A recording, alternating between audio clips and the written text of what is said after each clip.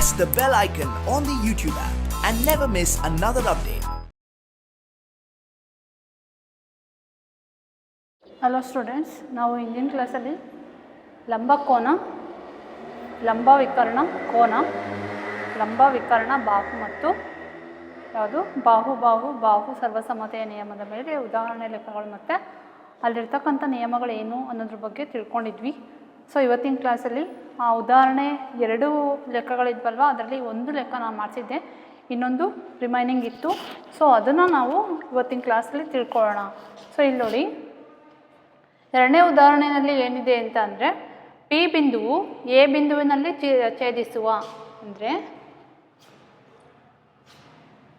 P ಬಿಂದುವು A ಬಿಂದುವಿನಲ್ಲಿ ಛೇದಿಸುವ L ಮತ್ತು ಎಂ ಎರಡೂ ಸರಳ ರೇಖೆಗಳಿಂದ ಸಮದೂರದಲ್ಲಿದೆ. ಅಂದರೆ ನೋಡಿ, ಪಿ ಬಿಂದು ಅನ್ನೋದು ಇಲ್ಲಿದೆ ಅಲ್ವಾ, ಪಿ ಬಿಂದುವು ಎ ಬಿಂದುವಿನಲ್ಲಿ ಛೇದಿಸುವ, ಇಲ್ಲಿ ಎ ಬಿಂದುವಿನಲ್ಲಿ ಯಾವುದೇ ಛೇದಿಸಿದ ರೇಖೆ ಎಲ್ ಮತ್ತು ಎಂ ರೇಖೆಗಳು ಛೇದಿಸಿದವಲ್ವಾ, ಛೇದಿಸುವ ಎಲ್ ಮತ್ತು ಎಂ ಎರಡೂ ಸರಳ ರೇಖೆಗಳಿಂದ ಏನಾಗಿದೆ, ಸಮದೂರದಲ್ಲಿದೆ. ಯಾವುದು? ಪಿ ಬಿಂದು.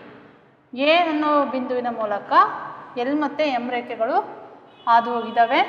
ಸೊ ಪಿ ಅನ್ನೋದು ಏನಾಗಿದೆ, ಎಲ್ ಮತ್ತು ಎಂಗೆ ಸಮದೂರದಲ್ಲಿದ್ದಾವೆ ಅಂತ ಕೊಟ್ಟಿದ್ದಾರೆ. ಎ ಪಿಯು ಅವುಗಳ ನಡುವಿನ, ಎ ಪಿ ಅನ್ನೋದು ಅವುಗಳ ನಡುವಿನ ಕೋನವನ್ನು, ಎ ಪಿಯು ಅವುಗಳ ನಡುವಿನ ಕೋನವನ್ನು ಏನು ಮಾಡುತ್ತೆ, ದ್ವಿಭಾಗಿಸುತ್ತದೆ ಅಂತ ನಾವು ಪ್ರೂವ್ ಮಾಡಬೇಕು. ಅಂದರೆ ಕೋನ B A P equal to ಕೋನ ಸಿ ಎ ಪಿ ಅಂತ ಮಾಡ್ಕೋಬೇಕು. ಸೊ ಅದಕ್ಕೆ ನಾವು ನಿಮಗೆ ಕಂಡಂಗೆ ಇಲ್ಲಿ ಎಷ್ಟು ತ್ರಿಭುಜಗಳಿದ್ದಾವೆ? 2 ತ್ರಿಭುಜಗಳು. ಯಾವುದ್ಯಾವುದು? ಕೋನ ಬಿ ಎ ಪಿ ಮತ್ತು ಕೋನ ಯಾವುದು? C P A. Tribhuja B A P ಮತ್ತು ತ್ರಿಭುಜ ಯಾವುದು? ಬಿ ಎ ಪಿ ಮತ್ತು ತ್ರಿಭುಜ ಸಿ ಪಿ ಎ ಮತ್ತು ತ್ರಿಭುಜ C P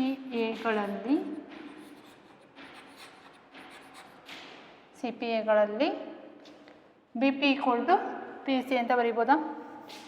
B P equal to P C, B P equal to P C.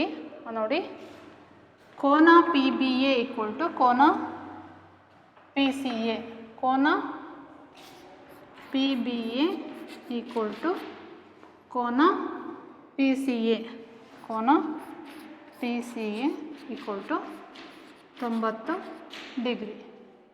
Next ಈ 2 ತ್ರಿಭುಜಗಳಿಗೂ ಒಂದೇ ಸಾಮಾನ್ಯ ಬಾಹು ಇದೆ. ಯಾವುದಪ್ಪ ಅಂದರೆ A P equal to A P, ಇದೇನು ಸಾಮಾನ್ಯ ಬಾಹು.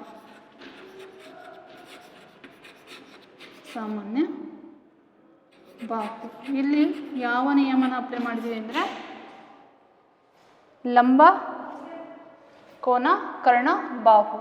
ತ್ರಿಭುಜ ಬಿ ಎ ಪಿ ಸರ್ವಸಮ ತ್ರಿಭುಜ ಸಿ ಪಿ ಎ ಯಾವುದ್ರ ಮೂಲಕ ಆಯಿತು ಅಂದರೆ, ಲಂಬ ಕೋನ ಕರ್ಣ ಬಾಹು ನಿಯಮ ಪ್ರಕಾರ ಆಯಿತು. ಕೋನ B A P equal to ಕೋನ ಸಿ ಪಿ ಎ ಅಂತ ಬಂತು. ನಾವು ಸರ್ವಸಮ ತ್ರಿಭುಜದ ಅನುರೂಪ ಭಾಗಗಳಾಗಿ ಕೋನ B A P equal to ಕೋನ ಸಿ ಎ ಪಿ ಅಂತ ತಗೋಬೋದಲ್ವಾ. ಕೋನ B A P equal to ಕೋನ ಸಿ ಎ ಪಿ. ಇದರ ಅರ್ಥ ಏನು ಅಂತ ಅಂದರೆ, ಎ ಪಿ ಅನ್ನೋದು ಏನು ಮಾಡಿದೆ, ಇಲ್ಲಿ ಕೊಟ್ಟಿದ್ದಾರಲ್ವ, ಎ ಪಿಯು ಅವುಗಳ ನಡುವಿನ ಕೋನವನ್ನು ದ್ವಿಭಾಗಿಸಿದೆ ಅಲ್ವಾ. ಕೋನ B A P equal to ಕೋನ ಸಿ ಎ ಪಿ ಅಥವಾ P A C, B A P equal to C A P. ಈ ಥರ ನಾವು ಈ ಪ್ರಾಬ್ಲಮ್ನ ಸಾಲ್ವ್ ಮಾಡ್ಕೋಬೇಕು. ನೆಕ್ಸ್ಟು ಅಭ್ಯಾಸದ ಲೆಕ್ಕಗಳಿಗೆ ಹೋಗೋಣ ಮಕ್ಕಳೇ. ಅಭ್ಯಾಸದ ಲೆಕ್ಕಗಳು.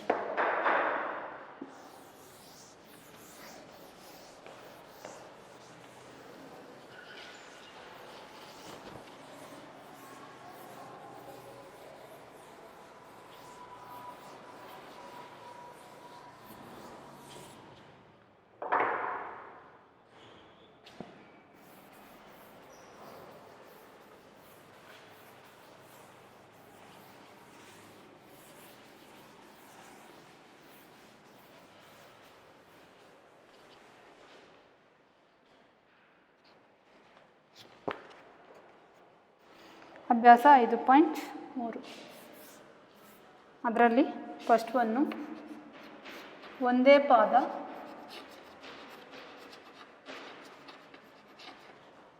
BCಯ ಮೇಲೆ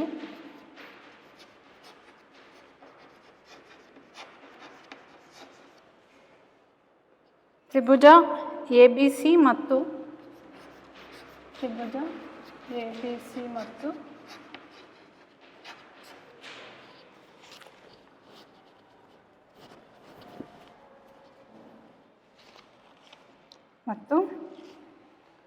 ತ್ರಿಭುಜ DBC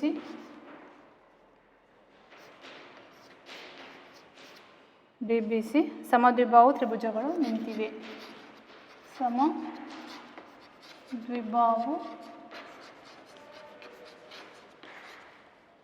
ತ್ರಿಭುಜಗಳು ನಿಂತಿವೆ.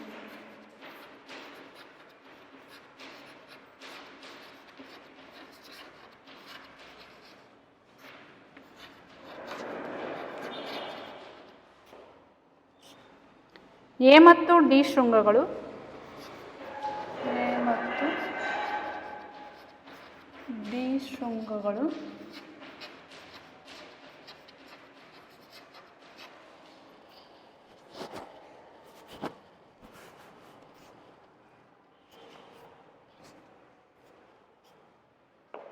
BCಯ ಒಂದೇ ಪಾರ್ಶ್ವದಲ್ಲಿವೆ.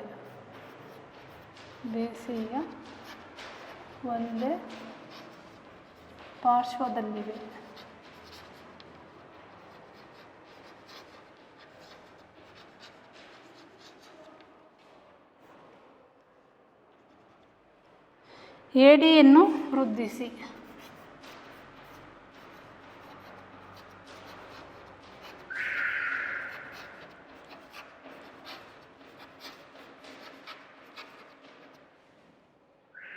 ಅದು BCಯನ್ನು P ಬಿಂದುವಿನಲ್ಲಿ ಛೇದಿಸಲಿ. ಅದು BCಯನ್ನು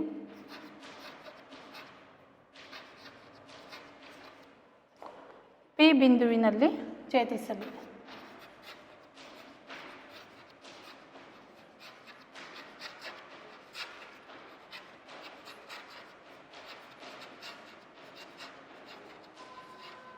ಅದರಲ್ಲಿ ಫಸ್ಟ್ ಒನ್ನು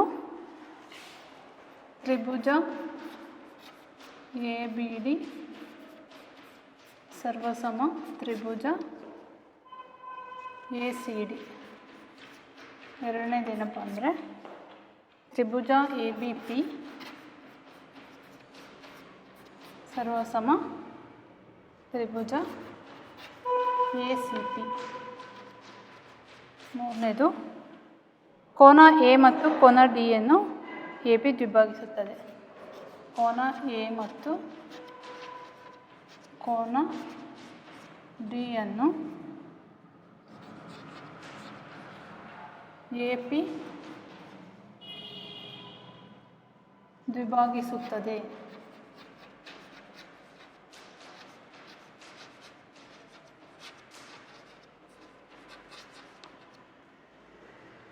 ನಾಲ್ಕನೇದೇನಪ್ಪ ಅಂದರೆ BCಯ ಲಂಬಾರ್ಧಕ AP ಎಂದು ತೋರಿಸಿ. BCಯ ಲಂಬಾರ್ಧಕ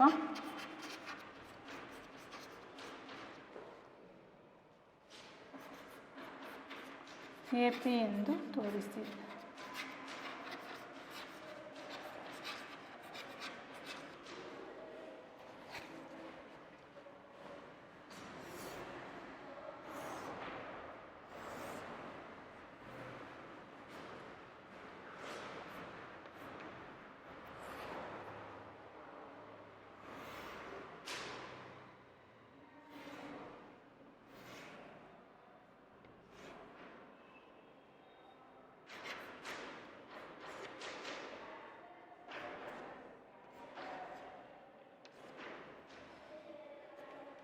ಸೊ ಮಕ್ಕಳೇ ಹೇಗಿದೆ?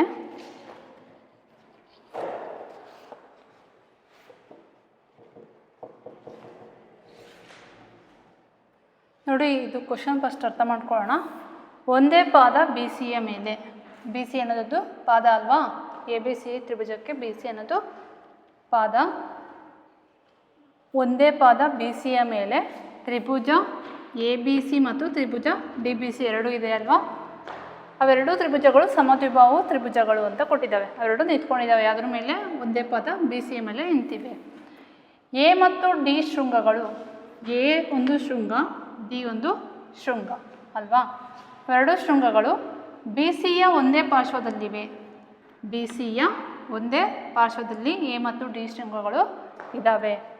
ಎ ಡಿಯನ್ನು ವೃದ್ಧಿಸಿ, ಎ ಡಿನ ಏನು ಮಾಡಬೇಕು? ಪಿವರೆಗೂ ವೃದ್ಧಿಸಬೇಕು. ಅದು ಬಿ ಸಿಯನ್ನು ಪಿ ಬಿಂದುವಿನಲ್ಲಿ ಛೇದಿಸಲಿ. ಅದು ಬಿ ಸಿಯನ್ನು ಪಿ ಬಿಂದುವಿನಲ್ಲಿ ಏನು ಮಾಡಬೇಕು? ಛೇದಿಸಲಿ ಅಂತ ಕೊಟ್ಟಿದ್ದಾರೆ. ನಾವಿಲ್ಲಿ ಏನು ಮಾಡಬೇಕು ಅಂತ ಅಂದರೆ ತ್ರಿಭುಜ ಎ ಬಿ ಡಿ ಸರ್ವಸಮ ತ್ರಿಭುಜ ಎ ಸಿ ಡಿ ಅಂತ ಪ್ರೂವ್ ಮಾಡ್ಕೋಬೇಕು. ತ್ರಿಭುಜ ಎ ಬಿ ಪಿ ಸರ್ವಸಮ ತ್ರಿಭುಜ ಎ ಸಿ ಬಿ ಅಂತ ಪ್ರೂವ್ ಮಾಡಬೇಕು. ಮತ್ತು ಕೋನ ಎ ಮತ್ತು ಕೋನ ಡಿಯನ್ನು ಎ ಪಿ ಅನ್ನೋದು ಏನು ಮಾಡುತ್ತೆ? ದ್ವಿಭಾಗಿಸುತ್ತದೆ ಅಂತ ಪ್ರೂವ್ ಮಾಡ್ಕೋಬೇಕು. ಅದಾದಮೇಲೆ ಬಿ ಸಿಯ ಲಂಬಾರ್ಧಕ, ಬಿ ಸಿಯ ಲಂಬಾರ್ಧಕ ಎ ಪಿ ಅಂತ ಪ್ರೂವ್ ಮಾಡಬೇಕು. ಈಗ ಫಸ್ಟ್ ಒನ್ನು ಸಾಲ್ವ್ ಮಾಡ್ಕೊಳ್ಳೋಣ. ಯಾವ್ಯಾವ ತ್ರಿಭುಜ ತೊಗೊಂಡಿದ್ದಾರೆ? ಎರಡೂ ತ್ರಿಭುಜಗಳು ತೊಗೊಳ್ಳೋಣ. ತ್ರಿಭುಜ ಎ ಬಿ ಡಿ ಮತ್ತು ತ್ರಿಭುಜ ಎ ಸಿ ಡಿಗಳಲ್ಲಿ, ತ್ರಿಭುಜ ಎ ಬಿ ಡಿ ಮತ್ತು ತ್ರಿಭುಜ ಎ ಸಿ ಡಿಗಳಲ್ಲಿ ನೋಡಿ, ತ್ರಿಭುಜ ಎ ಬಿ ಡಿ ಮತ್ತು ತ್ರಿಭುಜ ಎ ಸಿ ಡಿಗಳಲ್ಲಿ A B equal to A C ಅಂತ ಕೊಟ್ಟಿದ್ದಾರೆ. ಯಾಕಂದರೆ ಸಮದ್ವಿಬಾಹು ತ್ರಿಭುಜದಲ್ಲಿ A B equal to A C ಆಗಿರುತ್ತಲ್ವ, ಅದಕ್ಕೆ A B equal to A C ದತ್ತ. ಆಮೇಲೆ ಬಿ ಡಿ ಅನ್ನೋದು ಡಿ ಸಿಗೆ ಸಮ ಇರುತ್ತೆ, ಅದನ್ನು ಕೂಡ ದತ್ತದಲ್ಲಿ ಕೊಟ್ಟಿದ್ದಾರೆ, B D equal to D C. ಆಮೇಲೆ ನೆಕ್ಸ್ಟು ಎ ಬಿ ಡಿ ಮತ್ತು ಎ ಸಿ ಡಿ ತ್ರಿಭುಜಕ್ಕೆ ಎ ಡಿ ಅನ್ನೋದು ಸಾಮಾನ್ಯ ಬಾಹು. A D equal to A D ಏನು? ಸಾಮಾನ್ಯ ಬಾಹು.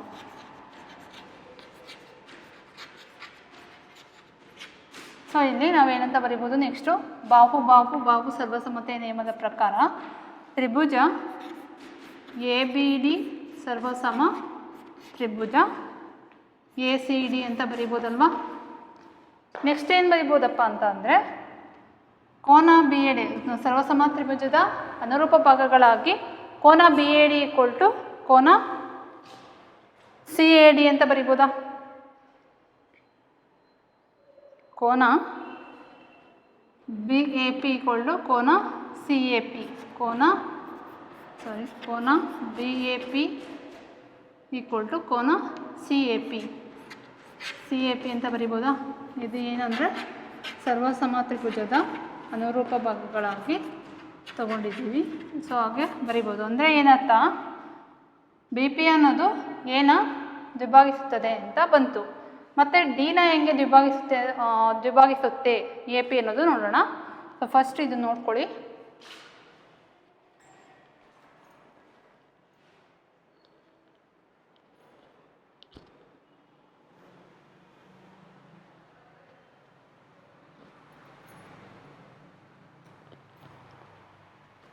ನೆಕ್ಸ್ಟು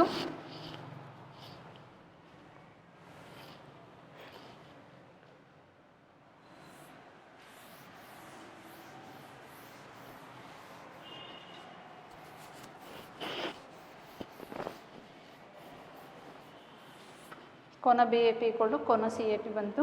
ನೆಕ್ಸ್ಟು ನಾವೇನು ಮಾಡೋಣ ಅಂತ ಅಂದರೆ ಇಲ್ಲಿ ನೋಡಿ, ಇದಿಷ್ಟು ನಾವು ನೋಡ್ಕೊಳೋದಾದರೆ ಈ ಕೋನ ಮತ್ತು ಈ ಕೋನನ ಆ್ಯಡ್ ಮಾಡಿದರೆ 180 ಡಿಗ್ರಿ ಬರುತ್ತೆ ಸರಳ ಯುಗ್ಮದ ಆಧಾರದ ಮೇಲೆ.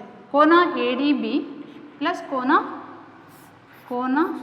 ಎ ಡಿ ಬಿ ಪ್ಲಸ್ ಕೋನ ನೋಡಿ, ಕೋನ ಎ ಡಿ ಬಿ ಪ್ಲಸ್ ಕೋನ ಬಿ ಡಿ ಪಿ ಪ್ಲಸ್ ಕೋನ B D P equal to 180 degree. ಕೋನ ಬಿ ಡಿ ಪಿ ಅಂದರೆ ಕೋನ A D B minus 180 degree, ಅಥವಾ ಕೋನ B D P equal to 180 degree minus ಕೋನ ಎ ಡಿ ಬಿ ಆಗುತ್ತಲ್ವ. ಇದನ್ನು ಸಮೀಕರಣ 1 ಅಂತ ಬರ್ಕೊಳ್ಳೋಣ. ಅದೇ ಥರ ರೈಟ್ ಸೈಡಲ್ಲಿ ಏನಿದೆ ಅಂದರೆ ಕೋನ ಎ ಡಿ ಸಿ ಪ್ಲಸ್ ಕೋನ ಸಿ ಡಿ ಪಿ. ಕೋನ ಎ ಡಿ ಸಿ ಪ್ಲಸ್ ಕೋನ C D P equal to 180 degree. ಕೋನ C D P equal to 180 degree minus ಕೋನ ಎ ಡಿ ಸಿ ಅಲ್ವಾ. ಸಮೀಕರಣ 1 ಮತ್ತು 2ರಿಂದ ನಾವು ಏನು ಮಾಡ್ಬೋದು ಅಂತ ಅಂದರೆ, ಸಮೀಕರಣ 1 ಮತ್ತು 2ರಿಂದ ಏನಂತ ಮಾಡ್ಬೋದು, ಕೋನ B D P equal to ಕೋನ ಸಿ ಡಿ ಪಿ. ಹಿಂಗಂದರೆ ಏನರ್ಥ, ಕೋನ B D P equal to ಕೋನ ಸಿ ಡಿ ಪಿ ಅಂತ ಬಂತು.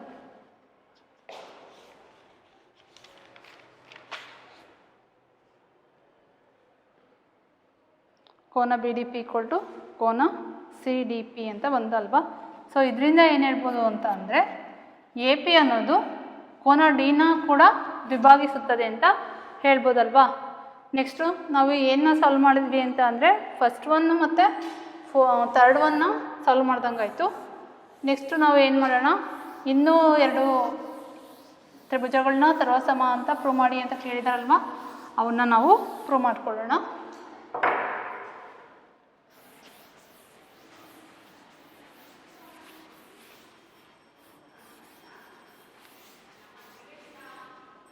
ತ್ರಿಭುಜ A B P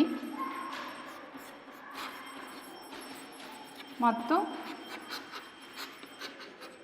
Tribhuja A C ಪಿಗಳಲ್ಲಿ ನೋಡಿ, ತ್ರಿಭುಜ ಎ ಬಿ ಪಿ ಮತ್ತು ತ್ರಿಭುಜ ಎ ಸಿ ಪಿಗಳಲ್ಲಿ A B equal to A C ಅಲ್ವಾ. ಎ ಬಿ ಪಿ ಮತ್ತು ಎ ಸಿ ಪಿಗಳಲ್ಲಿ ನಾವು ಕೋನ A P C equal to ಕೋನ ಬಿ ಪಿ ಸಿ ಅಂತ ಪ್ರೂವ್ ಮಾಡ್ಕೊಂಡಿದ್ದೀವಿ. ಕೋನ ಬಿ ಎ ಪಿ ನೋಡಿ, ಕೋನ B A P equal to ಕೋನ ಸಿ ಎ ಪಿ ಅಂತ ಪ್ರೂವ್ ಮಾಡಿದ್ದೀವಿ. ಕೋನ B A P equal to ಕೋನ ಸಿ ಎ ಪಿ ಅಂತ ಆಲ್ರೆಡಿ ಪ್ರೂವ್ ಮಾಡ್ಕೊಂಡಿದ್ವಿ.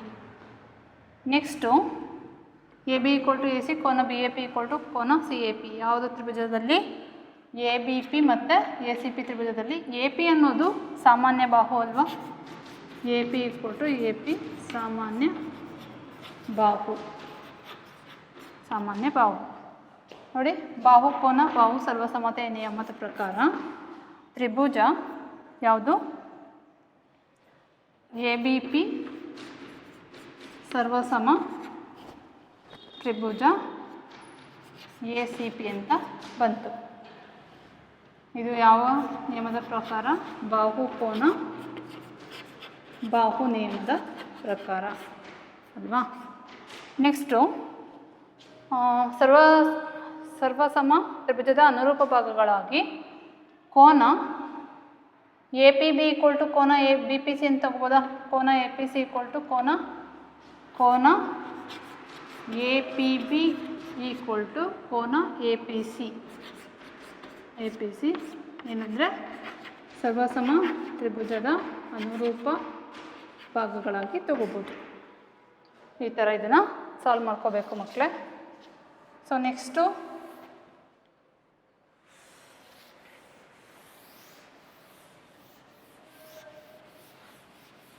ಇಲ್ಲಿ ನೋಡಿ, ಕೋನ ಎ ಪಿ ಬಿ ಪ್ಲಸ್ ಕೋನ ಎ ಪಿ ಸಿನ ಆ್ಯಡ್ ಮಾಡಿದ್ವಿ ಅಂದರೆ 180 ಡಿಗ್ರಿ ಬರುತ್ತೆ. ಯಾಕಂದರೆ ಅದು ಸರಳ ಯುಗ್ಮ ಆಧಾರ ಪ್ರತಿಜ್ಞೆ ಪ್ರಕಾರ. ಕೋನ ಎ ಪಿ ಬಿ ಪ್ಲಸ್ ಕೋನ A P C equal to 180 degree. ಕೋನ ಎ ಪಿ ಬಿಗೆ ಕೋನ ಎ ಪಿ ಸಿ, ಕೋನ ಎ ಪಿ ಬಿ ಪ್ಲಸ್ ಕೋನ A P C equal to 180 degree. ಕೋನ A P B equal to ಕೋನ A P C equal to 180 divided by 2 ಅಂದರೆ ಏನು, ಕೋನ A P B equal to ಕೋನ A P C equal to 90 degree ಅಂದರೆ ನಾವಿಲ್ಲಿ ಏನು ಪ್ರೂವ್ ಮಾಡ್ದಂಗೆ ಆಯಿತು ಅಂದರೆ ಬಿ ಸಿ ಎ ಲಂಬಾರ್ಧಕ ಎ ಪಿ ಅಂತ ಪ್ರೂವ್ ಮಾಡ್ದಂಗೆ ಆಯಿತು. B C perpendicular to A P ಅಂತ ಪ್ರೂವ್ ಮಾಡ್ದಂಗೆ ಆಯಿತು. ಯಾಕಂದರೆ ಎ ಪಿ ಸಿ ಎಷ್ಟು ಬಂದಿದೆ, 90 ಡಿಗ್ರಿ ಬಂದಿದೆ. ಅಂದರೆ ಎ ಪಿ ಅನ್ನೋದು ಬಿ ಸಿಗೆ ಲಂಬಾರ್ಧಕ ಆದರೆ ಮಾತ್ರ ಅಲ್ಲಿ 90 ಡಿಗ್ರಿ ಬರುತ್ತೆ ಅಂತ ಅರ್ಥ. ನೆಕ್ಸ್ಟ್ ನಾವು ಸೆಕೆಂಡ್ ಕ್ವಶನ್ಗೆ ಹೋಗೋಣ.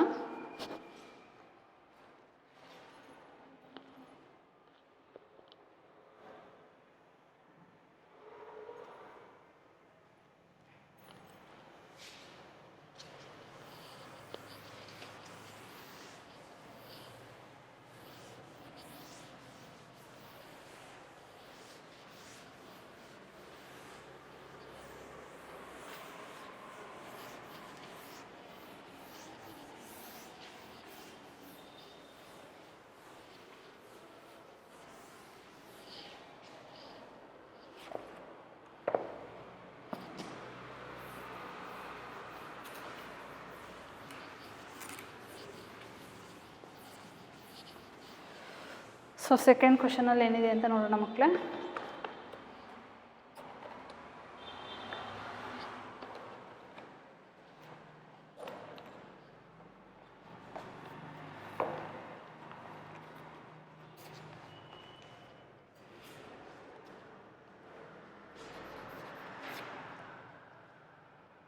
A B equal to A C ಆಗಿರುವ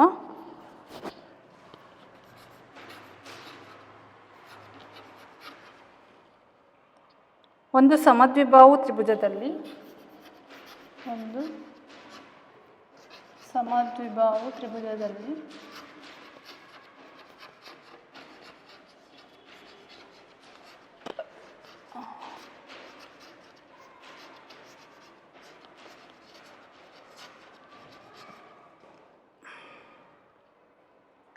ಎಡಿಯು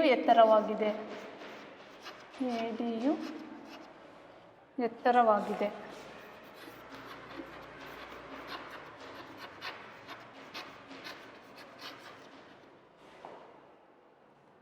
ಬಿ ಸಿಯನ್ನು ಎಡಿ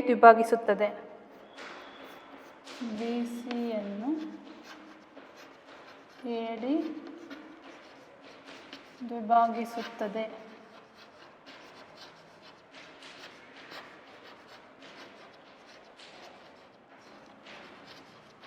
ಎರಡನೇದೇನಪ್ಪ ಅಂದರೆ ಕೋನ ಎಯ ಕೋನಾರ್ಧಕ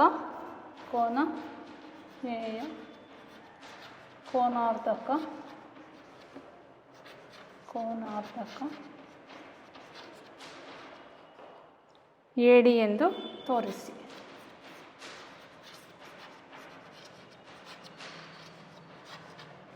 ಇದು ಕ್ವಶನ್ನು. ಇಲ್ಲಿ ರೇಖಾಚಿತ್ರನ ನಾವೇ ಒಳಗೆ ಡ್ರಾ ಮಾಡ್ಕೋಬೇಕು.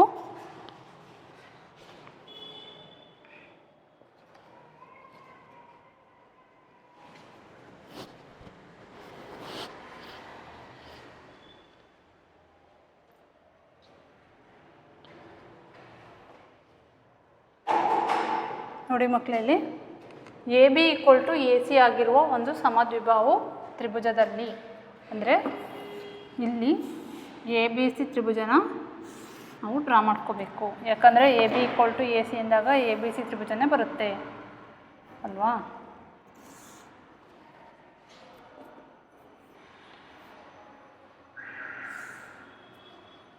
A B C equal to A C.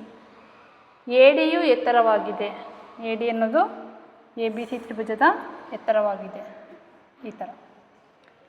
ಈಗ ನಾವು ಏನು ಪ್ರೂವ್ ಮಾಡಬೇಕು ಅಂದರೆ ಬಿ ಸಿಯು ಎ ಡಿಯನ್ನು ದ್ವಿಭಾಗಿಸುತ್ತದೆ ಅಂತ ಮಾಡಬೇಕು.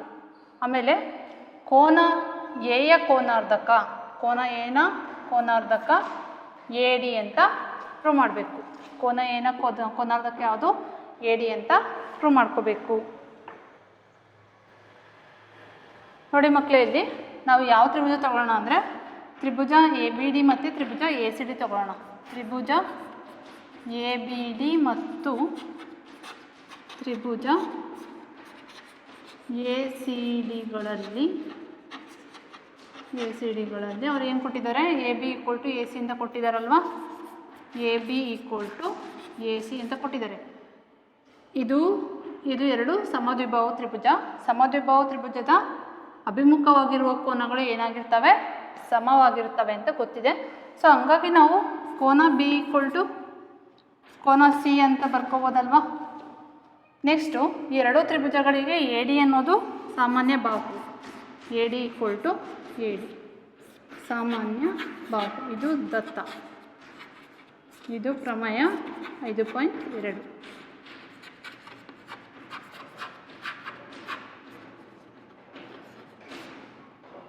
ಇದೇನು, A D equal to A D ಸಾಮಾನ್ಯ ಬಾಹು.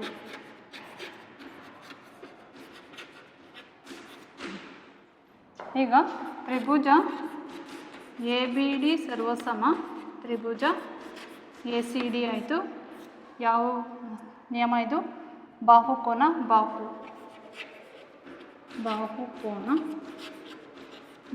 ಸರ್ವಸಮತೆಯ ನಿಯಮದ ಪ್ರಕಾರ. ನೆಕ್ಸ್ಟು ತ್ರಿಭುಜ A B D equal to ತ್ರಿಭುಜ ಎ ಸಿ ಡಿ ಅಂತ ಬಂತು. ನಾವಿಲ್ಲಿ B D equal to D C ಅಂತ ತಗೋಬೋದಾ. ಇವೆರಡೂ ತ್ರಿಭುಜಗಳಿಗೆ ಸರ್ವಸಮ ತ್ರಿಭುಜದ ಅನುರೂಪ ಭಾಗಗಳಾಗಿ B D equal to D C ಅಂತ ತಗೋಬೋದು. ಸರ್ವಸಮ ತ್ರಿಭುಜದ ಅನುರೂಪ ಭಾಗಗಳಾಗಿ ತಗೋಬೋದು. ನೆಕ್ಸ್ಟು ಅದೇ ಥರ ಕೋನ B A C equal to ಕೋನ ಸಿ ಎ ಡಿ ಅಂತ ತಗೋಬೋದಲ್ವಾ. ಕೋನ B A C equal to ಕೋನ ಬಿ ಎ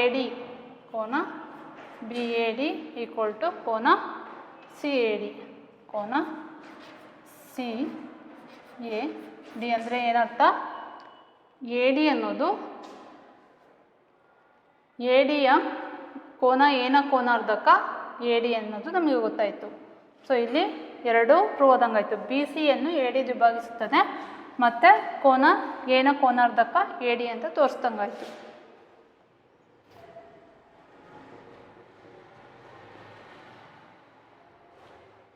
ಇದನ್ನು ಹೆಂಗೆ ತೊಗೊಂಡ್ವಿ ನಾವು, ಸರ್ವಸಮ ತ್ರಿಭುಜದ ಅನುರೂಪ ಭಾಗಗಳಾಗಿ ತೊಗೊಂಡ್ವಿ.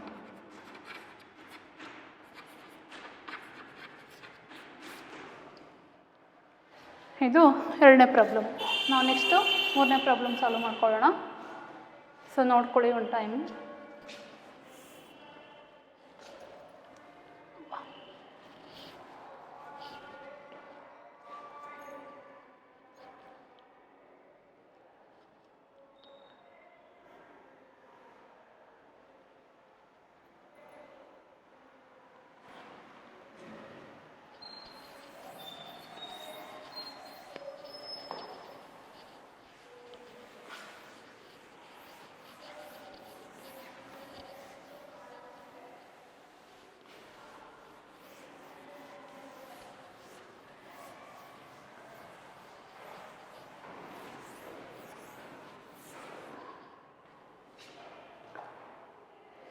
ನೆಕ್ಸ್ಟ್ ಪ್ರಾಬ್ಲಮ್ಮು ಮೂರನೇದು.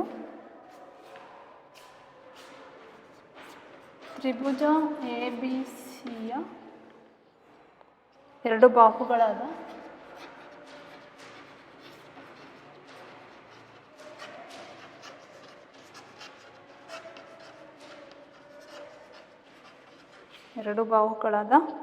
ಎ ಬಿ ಮತ್ತು ಬಿ ಸಿ ಹಾಗೂ ಎ ಬಿ ಮತ್ತು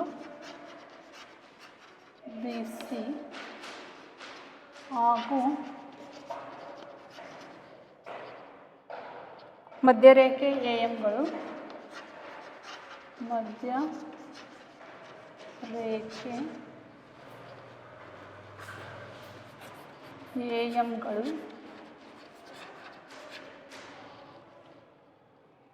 ಕ್ರಮವಾಗಿ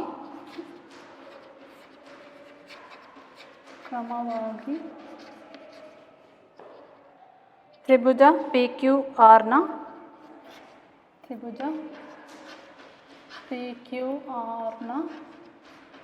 ಪಿ ಕ್ಯೂ ಮತ್ತು ಕ್ಯೂ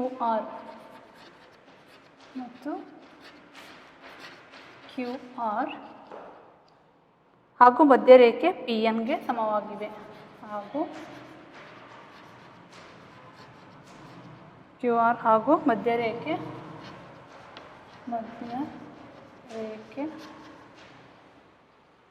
ಪಿ ಎನ್ಗೆ ಸಮವಾಗಿದೆ.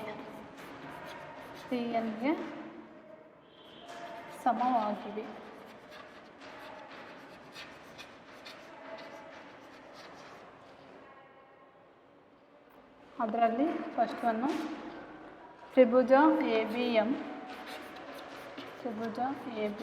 ಸರ್ವಸಮ ತ್ರಿಭುಜ ಪಿ ಕ್ಯೂ ಎನ್. ಎರಡನೇದು ತ್ರಿಭುಜ ಎ ಬಿ ಸಿ ಸರ್ವಸಮ ತ್ರಿಭುಜ ಪಿ ಕ್ಯೂ ಆರ್ ಎಂದು ತೋರಿಸಿ.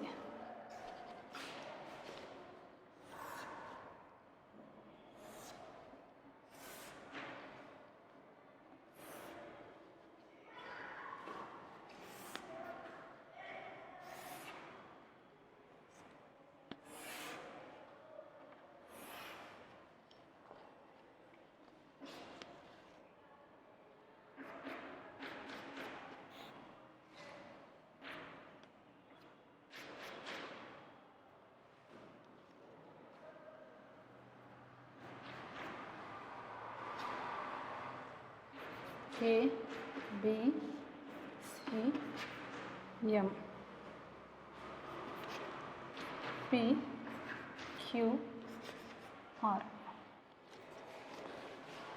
ಕ್ವಶನ್ ನೋಡೋಣ ಮಕ್ಕಳೇ. ತ್ರಿಭುಜ ಎ ಬಿ ಸಿಯ ಎರಡು ಬಾಹುಗಳಾದ ಎ ಬಿ ಮತ್ತು ಬಿ ಸಿ. ನೋಡಿ, ಎ ಬಿ ಸಿ ಒಂದು ತ್ರಿಭುಜ ಅಲ್ವಾ? ಆ ತ್ರಿಭುಜದಲ್ಲಿ ಎರಡು ಬಾಹುಗಳು ಯಾವ್ಯಾವು ಅಂತ ಕೊಟ್ಟಿದ್ದಾರೆ. ಎ ಬಿ ಮತ್ತು ಬಿ ಸಿ ಹಾಗೂ ಮಧ್ಯರೇಖೆ ಎ ಎಮ್ಗಳು. ಎ ಬಿ ಬಿ ಸಿ ಮತ್ತು ಮಧ್ಯರೇಖೆ ಎ ಎಮ್ಗಳು ಕ್ರಮವಾಗಿ ತ್ರಿಭುಜ ಪಿ ಕ್ಯೂ ಆರ್ನ ಪಿ ಕ್ಯೂ ಆರ್ ಹಾಗೂ ಮಧ್ಯರೇಖೆ ಪಿ ಎನ್ಗೆ ಸಮವಾಗಿವೆ ಅಂತ ಕೊಟ್ಟಿದ್ದಾರೆ. ಅಂದರೆ ಎ ಬಿ ಅನ್ನೋದು ಪಿ ಕ್ಯೂಗೆ ಸಮ ಆಗಿದೆ, ಎ ಎಮ್ ಅನ್ನೋದು ಪಿ ಎನ್ಗೆ ಸಮ ಆಗಿದೆ, ಬಿ ಎಮ್ ಅನ್ನೋದು ಕ್ಯೂ ಎನ್ಗೆ ಸಮ ಆಗಿದೆ. ಹಾಗಾದರೆ ನಾವೇನು ಪ್ರೂವ್ ಮಾಡಬೇಕು ಅಂದರೆ ತ್ರಿಭುಜ ಎ ಬಿ ಎಮ್ ಅನ್ನೋದು ತ್ರಿಭುಜ ಪಿ ಕ್ಯೂ ಎನ್ಗೆ ಸರ್ವಸಮ ಅಂತ ಪ್ರೂವ್ ಮಾಡ್ಕೋಬೇಕು. ತ್ರಿಭುಜ ಎ ಬಿ ಸಿ ಸರ್ವಸಮ ತ್ರಿಭುಜ ಪಿ ಕ್ಯೂ ಆರ್ ಅಂತ ನಾವು ಪ್ರೂವ್ ಮಾಡಬೇಕು. ಈಗ ಫಸ್ಟ್ ಒಂದು ನಾವು ಸಾಲ್ವ್ ಮಾಡೋಣ. ತ್ರಿಭುಜ ಎ ಬಿ ಎಮ್ ಮತ್ತು ತ್ರಿಭುಜ ಪಿ ಕ್ಯೂ ಎನ್ಗಳಲ್ಲಿ ನೋಡಿ, ತ್ರಿಭುಜ ಎ ಬಿ ಎಮ್ ಮತ್ತು ತ್ರಿಭುಜ ಪಿ ಕ್ಯೂ ಎನ್ಗಳಲ್ಲಿ ಅವ್ರು ಏನು ಕೊಟ್ಟಿದ್ದಾರೆ, A B equal to P Q ಅಂತ ಕೊಟ್ಟಿದ್ದಾರೆ. A B equal to P Q, ಆಮೇಲೆ A M equal to P N, next B M equal to Q N. ನೋಡಿ, ಇದಷ್ಟು ಅವ್ರು ಕೊಟ್ಟಿರೋದೇ ಅಲ್ವಾ, ಹಂಗಾಗಿ ನಾನು ಅಷ್ಟಕ್ಕೂ ಸೇರಿಸಿ ದತ್ತದಲ್ಲಿ ಕೊಟ್ಟಿದ್ದಾರೆ ಅಂತ ಅರ್ಥ. ಬಾಹು ಸರ್ವಸಮತೆಯ ನಿಯಮದ ಪ್ರಕಾರ ತ್ರಿಭುಜ ಎ ಬಿ ಎಮ್ ಸರ್ವಸಮ ತ್ರಿಭುಜ ಪಿ ಕ್ಯೂ ಎನ್. ಯಾವ ನಿಯಮ? ಬಾಹು ನಿಯಮ. ಇದಿಷ್ಟು. ನೆಕ್ಸ್ಟು ಎರಡನೇದು ನಾವು ಸಾಲ್ವ್ ಮಾಡ್ಕೊಳ್ಳೋಣ. ಇದಿಷ್ಟೇ ಪ್ರಾಬ್ಲಮ್ ಸಾಲ್ವ್ ಆಯಿತು. ನೆಕ್ಸ್ಟು ನೋಡೋಣ.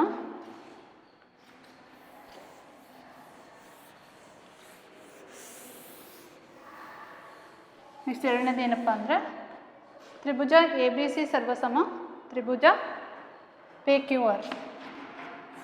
ತ್ರಿಭುಜ ಎ ಬಿ ಸಿ ಮತ್ತು ತ್ರಿಭುಜ ನೋಡಿ, ತ್ರಿಭುಜ ಎ ಬಿ ಸಿ ಮತ್ತು ತ್ರಿಭುಜ ಪಿ ಕ್ಯೂ ಆರ್ಗಳಲ್ಲಿ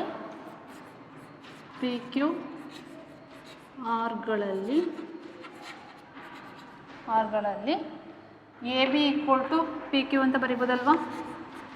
A B equal to P Q, ಯಾಕಂದರೆ ಅಲ್ಲಿ ಕೊಟ್ಟಿದ್ದಾರೆ ದತ್ತ. ಆಮೇಲೆ ಮತ್ತೇನು ಬರಿಬೋದು, B M equal to Q N. B M equal to Q N ಅಂತ ಯಾಕೆ ತೊಗೊತೀವಿ ಅಂದರೆ, ಎ ಎಮ್ ಮತ್ತು ಪಿ ಎನ್ಗಳು ಎ ಬಿ ಸಿ ತ್ರಿಭುಜ ಮತ್ತು ಪಿ ಕ್ಯೂ ಆರ್ ತ್ರಿಭುಜಕ್ಕೆ ಏನಾಗಿದೆ ಅಂತ ಅಂದರೆ ಮಧ್ಯರೇಖೆ ಆಗಿದೆ. ಆಗಿರೋ ಕಾರಣ ನಾವು ಇದು ಬರೆಯೋದ್ರ ಬದಲು B C equal to Q R ಅಂತಲೂ ಬರಿಬೋದು. B C equal to Q R, ಯಾಕಂದರೆ ಎ ಎಮ್ ಮಧ್ಯರೇಖೆ, ಎ ಎಮ್ ಮತ್ತು ಪಿ ಎನ್ಗಳು ಮಧ್ಯರೇಖೆಗಳು.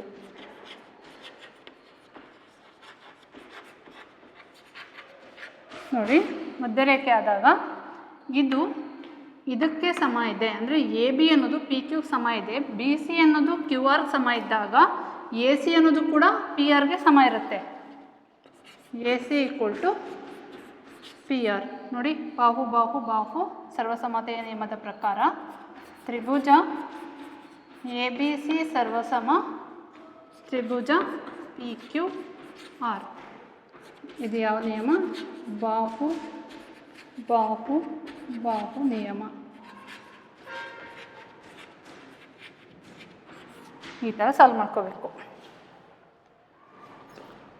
ನೆಕ್ಸ್ಟು 4ನೇ ಪ್ರಾಬ್ಲಮ್ಮು.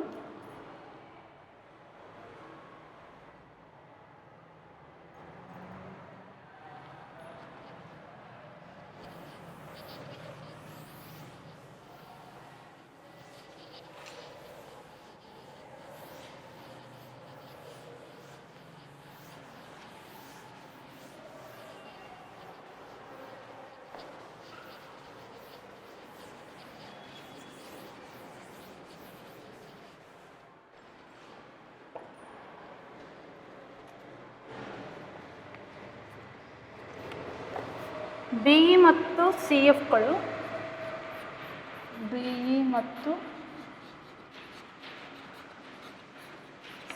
ಎಫ್ಗಳು ತ್ರಿಭುಜ ಎ ಬಿ ಸಿಯ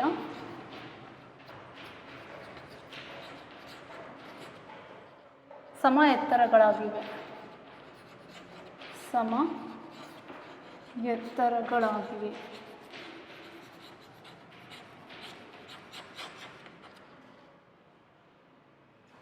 ಲಂಬಕೋನ ವಿಕರ್ಣ ಬಾಹು ಸರ್ವಸಮತೆ ನಿಯಮ ಬಳಸಿ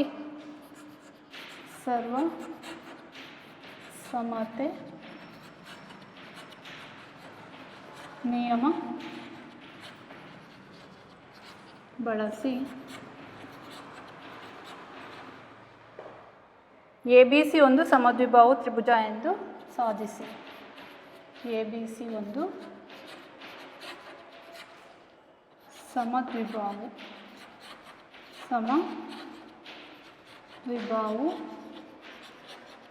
ತ್ರಿಭುಜ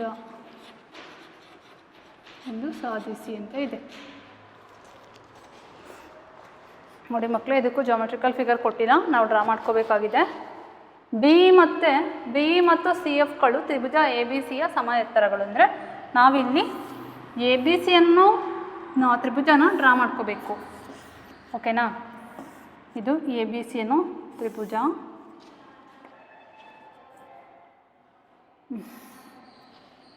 ಎ ಬಿ ಸಿ. ಈ ಎ ಬಿ ಸಿ ತ್ರಿಭುಜದಲ್ಲಿ ಬಿ ಇ ಮತ್ತು ಸಿ ಎಫ್ಗಳು, ಬಿ ಇದು ಬಿ, ಓಕೆನಾ? ಇದೇನಿದು ಸಿ ಎಫ್ಗಳು. ಸಿ ಎಫ್ಗಳು ಏನಾಗಿದ್ದಾವೆ ಅಂದರೆ ಸಮ ಎತ್ತರಗಳಾಗಿವೆ. ಲಂಬಕೋನ ವಿಕರ್ಣ ಬಾಹು ಸರ್ವಸಮತೆ ನಿಯಮ ಬಳಸಿ ಎ ಬಿ ಸಿ ಒಂದು ಸಮದ್ವಿಬಾಹು ತ್ರಿಭುಜ ಅಂತ ನಾವು ತೋರಿಸ್ಬೇಕು. ಓಕೆನಾ? ಇಲ್ಲಿ ನಾನು ಯಾವ್ಯಾವ ತ್ರಿಭುಜ ತೊಗೊತೀನಿ ಅಂತ ಅಂದರೆ ತ್ರಿಭುಜ ಸಿ ಎಫ್ ಬಿ ಅಥವಾ ಬಿ ಇ ಸಿ ಮತ್ತು ಸಿ ಎಫ್ ಬಿ. ತ್ರಿಭುಜ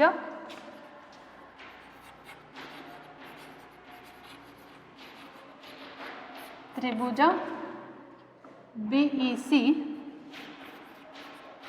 ಮತ್ತು ನೋಡಿ ಬಿ ಇ ಸಿ ತೊಗೊಂಡಿದ್ದೀನಿ. ಈಗ ಏನು ತೊಗೊಳ್ಳೋಣ? ತ್ರಿಭುಜ ಸಿ ಎಫ್ ಪಿ ಮತ್ತು ತ್ರಿಭುಜ ಸಿ ಎಫ್ ಬಿಗಳಲ್ಲಿ ಅವರು ಏನು ಅಂತ ಕೊಟ್ಟಿದ್ದಾರೆ? ಇವೆರಡು ಎತ್ತರಗಳು ಸಮ ಆಗಿದ್ದಾವೆ ಅಂತ ಕೊಟ್ಟಿದ್ದಾರಲ್ವ. ಅಂದರೆ B E equal to C F ಅಂತ ಬರ್ಕೋಬೋದು.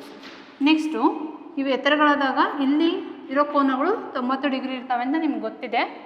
ಸೊ ಇಲ್ಲಿ ಕೋನ B E C equal to ಕೋನ C F B equal to 90 degree ಅವರು ರಚನೆ ಇರೋದ್ರಿಂದ ಬಂದಿದೆ. ಈ ಎರಡೂ ತ್ರಿಭುಜಗಳಿಗೆ ಸಾಮಾನ್ಯ ಬಾಹು ಯಾವುದು? B C. B C equal to B C ಸಾಮಾನ್ಯ ಬಾಹು. ನಾವೀಗ ಯಾವುದು ರೂಲ್ನ ಅಪ್ಲೈ ಮಾಡಿದ್ವಿ ಅಂತಂದರೆ ನಿಯಮನ, ಇದು ಲಂಬಕೋನ ವಿಕರ್ಣ ಯಾವುದು? ಬಾಹು. ಆ ನಿಯಮನ ಇಲ್ಲಿ ಯೂಸ್ ಮಾಡಿದ್ದೀವಿ. ಹಾಗಾಗಿ ತ್ರಿಭುಜ ಸಿ ಎಫ್ ಪಿ ಸರ್ವಸಮ ತ್ರಿಭುಜ ಬಿ ಇ ಸಿ, ಅಥವಾ ಉಲ್ಟಾ ಈಗಾದರೂ ಬರಿಬೋದು ತ್ರಿಭುಜ ಬಿ ಇ ಸಿ ಆಯಿತು. ಯಾವುದು ಅಂದರೆ ಲಂಬಕೋನ ವಿಕರ್ಣ ಬಾಹು ನಿಯಮ.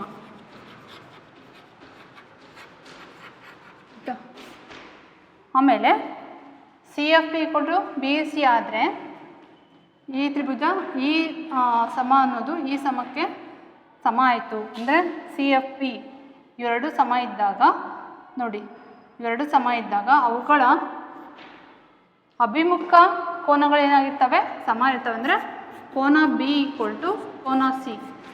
ಸರ್ವಸಮ ತ್ರಿಭುಜದ ಅನುರೂಪ ಭಾಗಗಳು ಕೂಡ ಸಮ ಇರ್ತವೆ. ನಾವಿಲ್ಲಿ ಅನುರೂಪ ಕೋನಗಳನ್ನು ತಗೊಂಡಿದ್ದೀವಿ.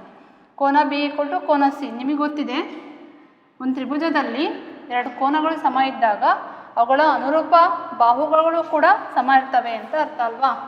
A B equal to A C. A B equal to A C. ಯಾಕಂದರೆ ಪ್ರಮೇಯ 5.3 ಪ್ರಮೇಯ 5.3ರ ಪ್ರಕಾರ. ಸೊ ಹಂಗಾದರೆ ತ್ರಿಭುಜ ಎ ಬಿ ಸಿ ಸಮದ್ವಿಬಾಹು ತ್ರಿಭುಜ, ಹೌದಲ್ವಾ? ಸಮದ್ವಿಬಾಹು ತ್ರಿಭುಜ. ಈ ಥರ ನಾವು ಇಲ್ಲಿ ಸಾಲ್ವ್ ಮಾಡ್ಕೋಬೇಕು. ನೋಡ್ಕೊಳ್ಳಿ.